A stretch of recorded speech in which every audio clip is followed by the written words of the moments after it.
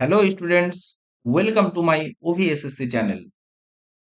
আশা করি তোমরা সকলেই খুব ভালো আছো। আজকে আরআরবি গ্রুপ ডি 2026 কে টার্গেট করে যে ম্যাথামেটিক্স সিরিজ চলছে তার আজকের লেকচার নাম্বার 26, অর্থাৎ 9-12-2025 এর থার্ড শিফটের ম্যাথামেটিক্স আমরা করতে চলেছি। তোমরা এখনো যারা ভাবছো বা ভেবেছো যে তোমরা এই সমাধানগুলো যখন শেষ হয়ে যাবে তখন তোমরা শুরু করবে, তাহলে কিন্তু তোমরা খুব বড় ভুল করতে চলেছো। বুন্দ বুন্দ সে সাগর বানতা হে, শুনে হবা কথাটা।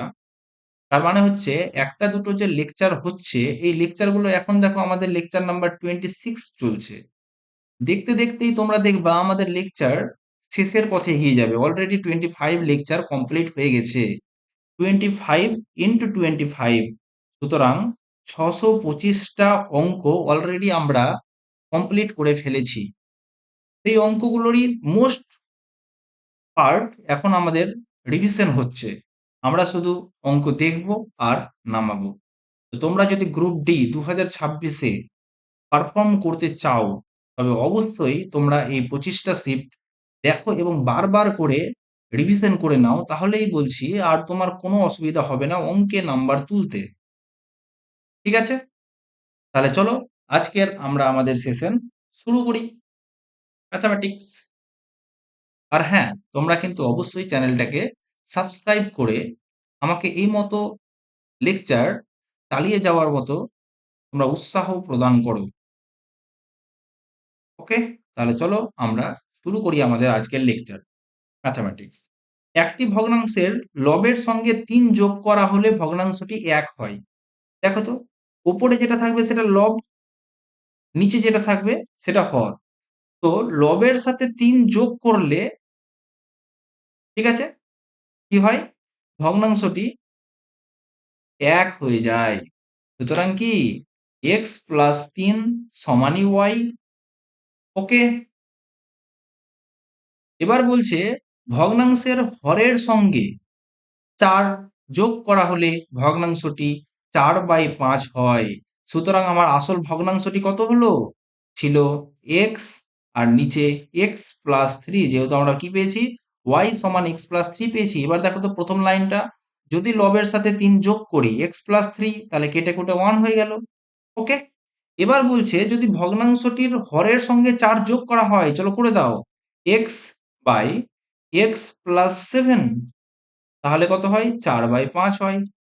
ওকে, তাহলে চলো করে নাও, x এর মান বার করে নাও। কত হয়ে গেল? 5x সমান 4x প্লাস 28, বা x সমান কত হয়ে গেল? 28। সুতরাং তোমার এই যে ভগ্নাংশটার লব কত? 28, আর হর কত? 31। তাহলে তোমার 28 কে 31 দিয়ে গুণ করে ফেলো। কি চেয়েছে? লব ও হরের গুণফল। 8 একে 8 আর 2। ওকে, 3 8 24, 3 দুগুণে 6, 2 এ 8। ওকে, কত হলো? 8 6 8। আমাদের অ্যান্সার কমপ্লিট। ওকে, চলো আমরা এগিয়ে চলি আমাদের নেক্সট প্রশ্নে। নেক্সট প্রশ্ন কি বলিতেছে, একটি পণ্যের মুদ্রিত মূল্য তার ক্রয় মূল্যের চেয়ে 41% বেশি ধার্য করা হয়েছে। যদি দোকানদার পণ্যটি মুদ্রিত মূল্যের চেয়ে এত পার্সেন্ট কম মূল্যে বিক্রি করে, তাহলে লাভের শতাংশ কত? কোই বাত নেই, তুমি ধরে নাও সিপি 100। তাহলে বলো তো এমপি কত? 41% বেশি, তাহলে 141। ওকে, ছাড় কত দিল? 13% ছাড়, তাহলে তোমার এসপি কত? 141 ইন্টু 13% ছাড় দিয়ে দাও, 87/100।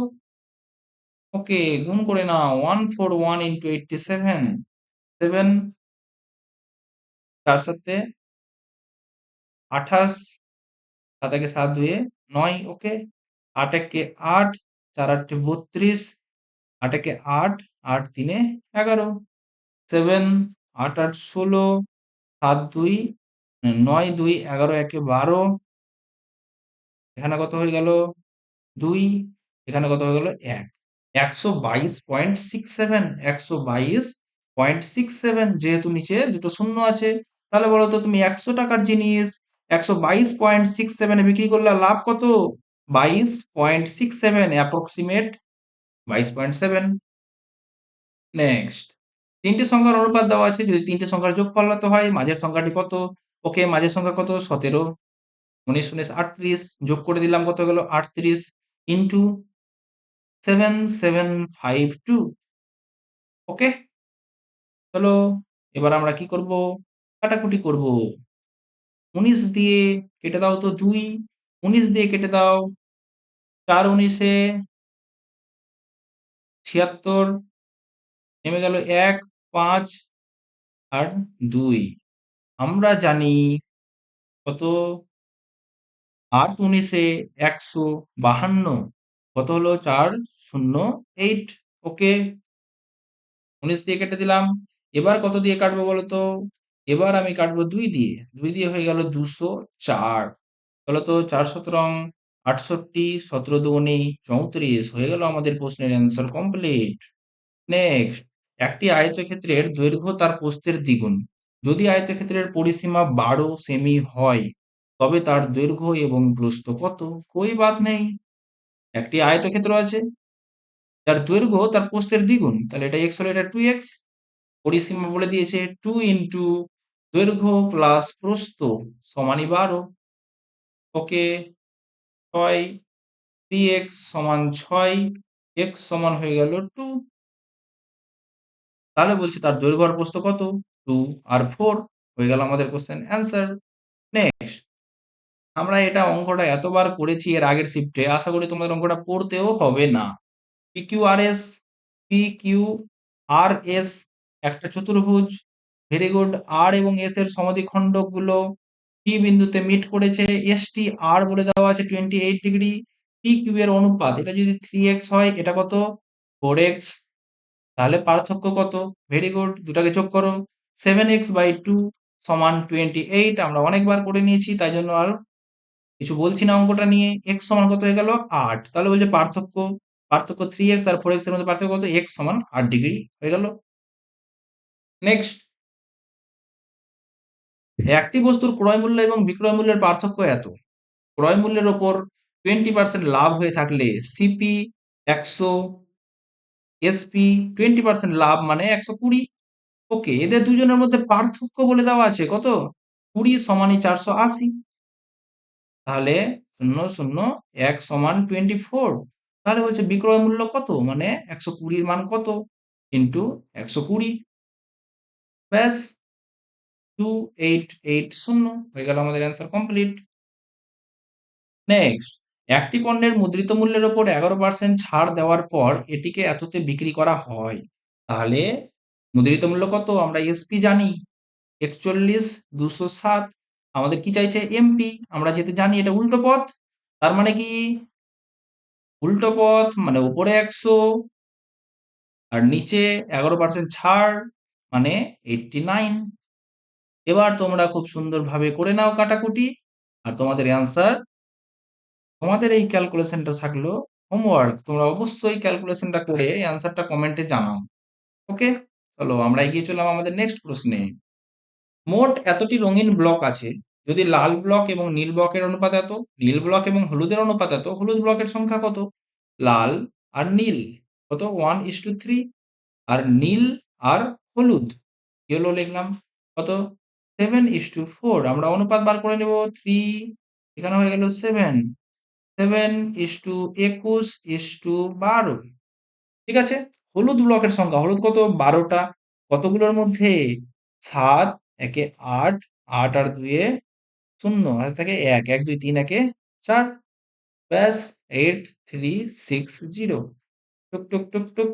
3, 3 6 18, 3 3 9 একে 10, 3 8 24 একে 25, 2508।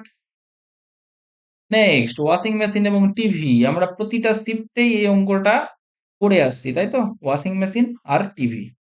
ওয়াশিং মেশিনের দাম টিভির দামের তুলনায় 40% কম, তাহলে 60। কটা আছে ওয়াশিং মেশিন? 5টা। টিভি কটা আছে? 7টা। 5 6 30, 300 আর 700, তাহলে 1000 টাকার উপরে কত বৃদ্ধি বা হ্রাস পাচ্ছে ওটা দেখবো আমরা। ব্যাস, এবার বলছে ওয়াশিং মেশিনের দাম বৃদ্ধি পেয়েছে 51%। কত 51%? 3 একে 3, 3 5 15। ব্যাস, এবার টিভির দাম হ্রাস পেয়েছে 15%। 5 7 35, হাতে থাকে 3, 7 থেকে 7 3 10। ওকে, ওভারঅল চেঞ্জ 13 থেকে 5 বাদ 8, এখানে হয়ে গেল 1 4। তাহলে কত হলো? 48/1000 ইন্টু 100, টুক টুক টুক টুক। তাহলে 4.8% বৃদ্ধি পেয়েছে। নেক্সট, সামন্তরীয় মধ্যক আমরা এতবার করেছি, 1 2 3 4 5 6 7 8 9, 9টা সংখ্যা, তাহলে 9 দিয়ে গুণ করে নাও। 3 9 27, 9 একে 9, 3 9 27, 9 9 81। এবার আমরা কি করব? যোগ করব। 8 3 11 1, 4 5, 8 5 3, 3 আর 8 1, মানে 11 1, 1 আর 6 7, 7 আর 3 0, 9 9 2 11 1 হয়ে গেল আমাদের অ্যান্সার কমপ্লিট। ওকে, চলো আমরা এগিয়ে চলি আমাদের নেক্সট প্রশ্নে। 21 সেমি বাহু বিশিষ্ট একটি নিরেট কাঠের ঘনক থেকে সম্ভাব্য সবচেয়ে বড় শঙ্কু কেটে নেওয়া হয়েছে, অবশিষ্ট কাঠের আয়তন কত? ব্যাস, একটা তুমি কাঠের ঘনক, ঘনক যেহেতু 3D পিকচার, সেহেতু এটার ছবি আঁকা হয়ে যাবে তোমার একটু ডিফিকাল্ট, তবুও আমরা চেষ্টা করি। চলো, এটা হয়ে গেল একটা কি, এটা হয়ে গেল একটা ঘনক, এখান থেকে একটা শঙ্কু কাটবো। তো শঙ্কু কিভাবে কাটবো? ব্যাস এই মতো হবে। শঙ্কুটার ভূমি এখানে রেখে দাও, শঙ্কুটার ভূমি হয়ে গেল এখানে। এবার এখান থেকে এই টাচ করাও আর এই টাচ করাও, এটাই সব থেকে বড় শঙ্কু হবে। এই শঙ্কুটাকে যদি তুমি কেটে নাও, তবে বাকি আয়তন কত? দেখো তো, শঙ্কুটার যেটা ব্যাস সেটাই এর বাহু। বাহু কত? 21। তার মানে শঙ্কুটার ব্যাসার্ধ হয়ে গেল r/2, আর উচ্চতা কত হয়ে গেল? উচ্চতা 21। এই যে দেখো, উচ্চতাটা একটা বাহুর সমান। ব্যাস, আমরা যদি শঙ্কুর ব্যাসার্ধ জানি এবং উচ্চতা জানি, তার মানে আমি শঙ্কুর ব্যাপারে সবই জানি। শঙ্কুর ব্যাস 2r সমান 21, তাহলে r সমান কত? 21/2, আর উচ্চতা 21। ঠিক আছে, তাহলে অবশিষ্ট কাঠের আয়তন মানে কি? ঘনকের আয়তন আগে লিখে দাও। ঘনকের আয়তন কত?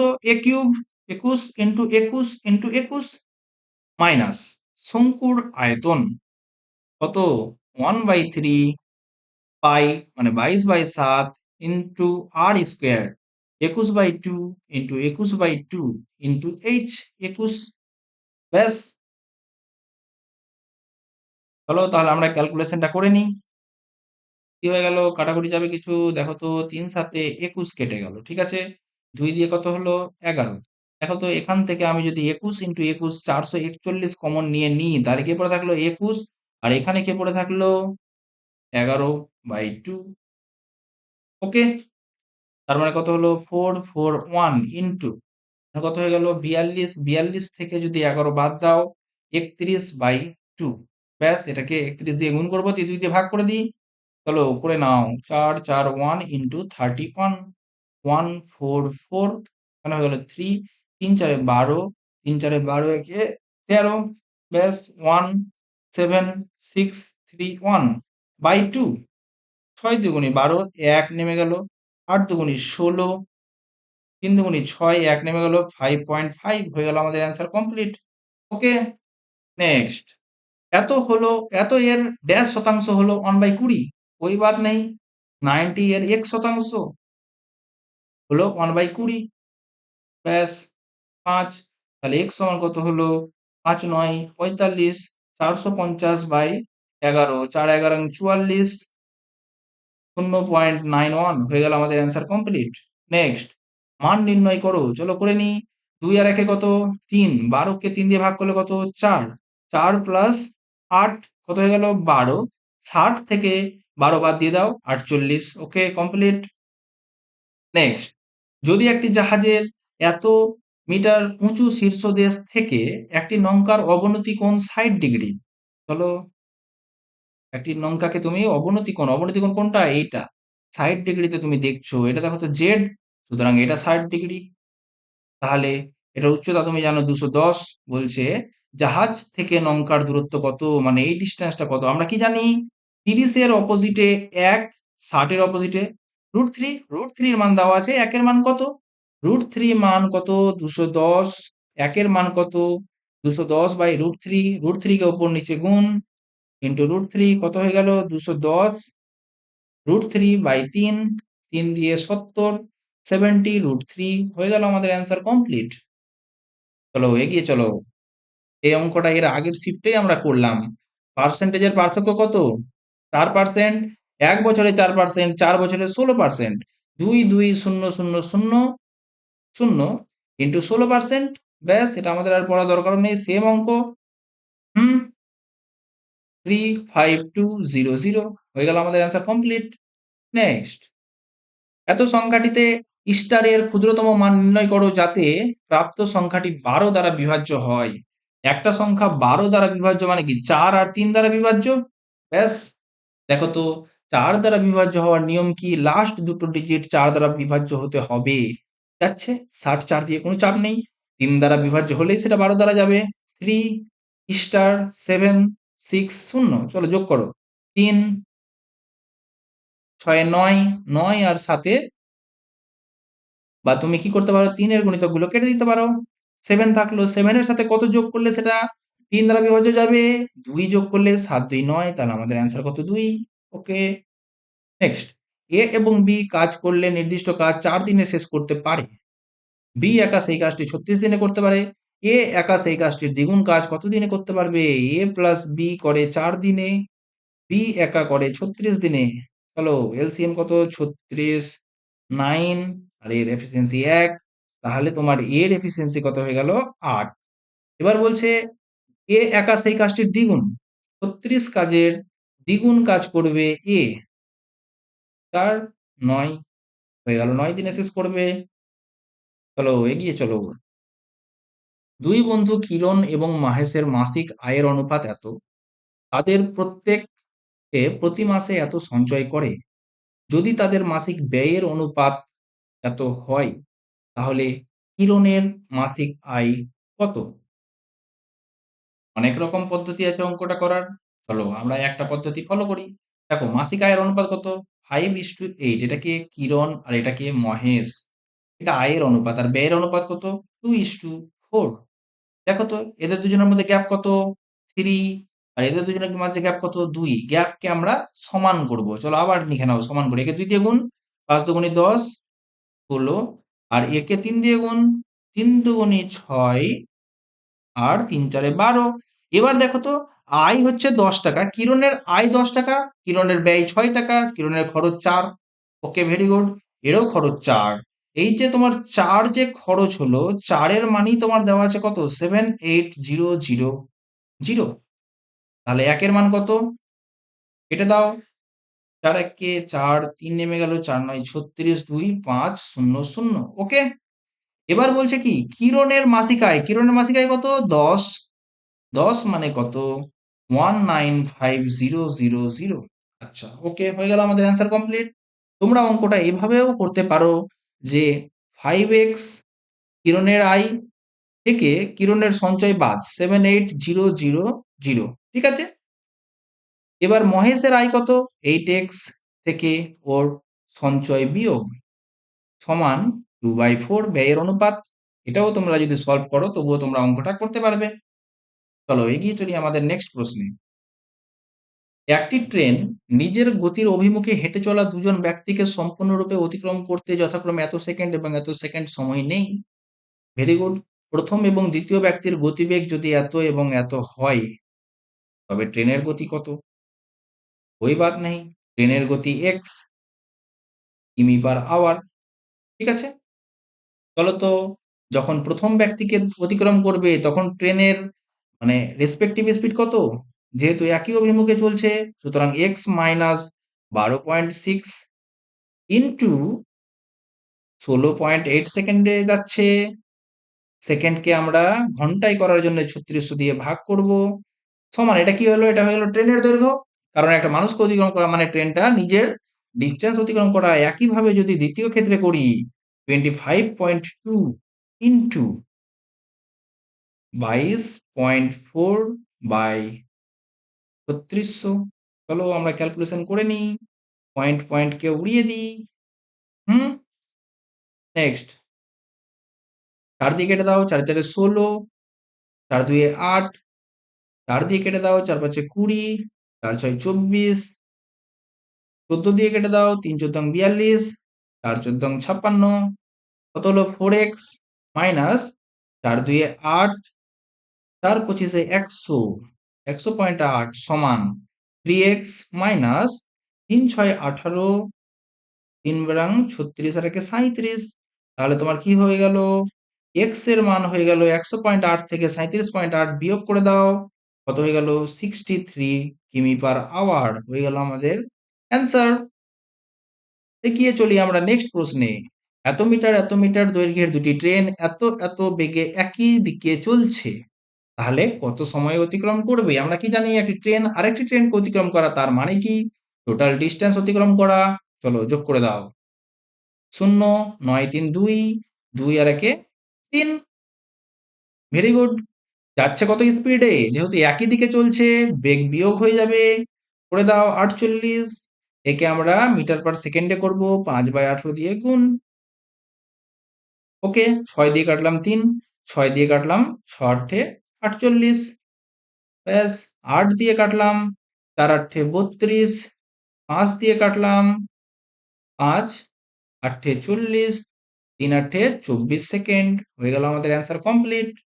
এগিয়ে চলি। হাসান এবং আলীর মোট বয়স যদি আলী এবং আহমেদের মোট বয়সের চেয়ে 12 বছর বেশি হয়, তাহলে আহমেদ হাসানের চেয়ে কত বছরের ছোট? বুঝতে পারলে? আমরা কিছুই করব না, যেমন বলা হচ্ছে তেমন চলে যাব। হাসান প্লাস আলী এর বয়স যদি আলী এবং আহমেদের মোট বয়সের চেয়ে 12 বছর বেশি হয়, তো এদের চেয়ে 12 বছর বেশি, তবে আহমেদ হাসানের চেয়ে কত বছরের ছোট? দেখো তো, আমরা তাহলে একদিকে নিয়ে চলে আসি। Hasan plus Ali minus Ali minus Ahmed সমান 12, আলী আলী কেটে গেল, হাসান সমান আহমেদ প্লাস 12, মানে আহমেদের চেয়ে 12 বছরের বড় হচ্ছে হাসান, হাসানের চেয়ে 12 বছরের ছোট হচ্ছে আহমেদ, হয়ে গেল আমাদের অ্যান্সার। চলো নেক্সট। 10 জন মহিলা একটি দল 20 দিনে একটি ডিজাইনের শাড়ি বুনতে পারে। একই শাড়ি বোনার জন্য 4 দিন পরে 20 জন মহিলার আরো একটি দল তাদের সঙ্গে যোগ দেয়। সম্পূর্ণ বুনতে কতদিন সময় লাগবে? 10 জন মহিলা 20 দিনে কাজ করে, তাহলে এটা হয়ে গেল টোটাল কাজ, ব্যাস। একই শাড়ি বোনার জন্য 4 দিন পরে 20 জন মহিলা, তো 4 দিন কারা করলো? 4 দিন 20, 4 দিন 10 জন করেই করলো, ওকে। প্লাস 4 দিন পরে 20 জন মহিলা চলে আসলো, ঠিক আছে। আর এক্স দিন করতে হবে ধরলাম, এক্স দিন কারা করছে? 20 জন মহিলা আরো আসলো, 10 জন ছিল, 20 জন আরো আসলো, 30 জন। তাহলে এটি হয়ে গেল আমাদের কাজ, ব্যাস। তার মানে কত হয়ে গেল? 30x সমান, এখানে কত হয়ে গেল? 200, 200 মাইনাস 40, তাহলে 160, বা x সমান 16/3, তার মানে কত হয়ে গেল? 5 পূর্ণ 1-এর 3 দিন লাগবে আর গুনতে, ওকে। নেক্সট, প্রথম 9টি মৌলিক সংখ্যার যোগফল কত? চলো তোমরা যোগ করে দেখে নাও। প্রথম 9টি মৌলিক সংখ্যা 2, 3, 5, 7, 11, 13, 17, ওকে, 19, 23, কতগুলো হলো? 1, 2, 3, 4, 5, 6, 7, 8, 9। এটির যোগফল চেয়েছে, যোগ করতে হবে। চলো ইউনিট ডিজিট করো। 2, 3, 5, 5, 5, 0, 7, 1-এ 8, 3-এ 11, 1, 1 আর 7-এ 8, 8 আর 9-এ 17 আর 3-এ 0, তাহলে ইউনিট ডিজিট কত হলো? 0, আমাদের হয়ে গেল অ্যান্সার কমপ্লিট। চলো নেক্সট, সরল করুন। তাহলে চলো এটা সরল করে দাও, নর্মালি ভেঙে দাও। a minus B whole square মানে কত?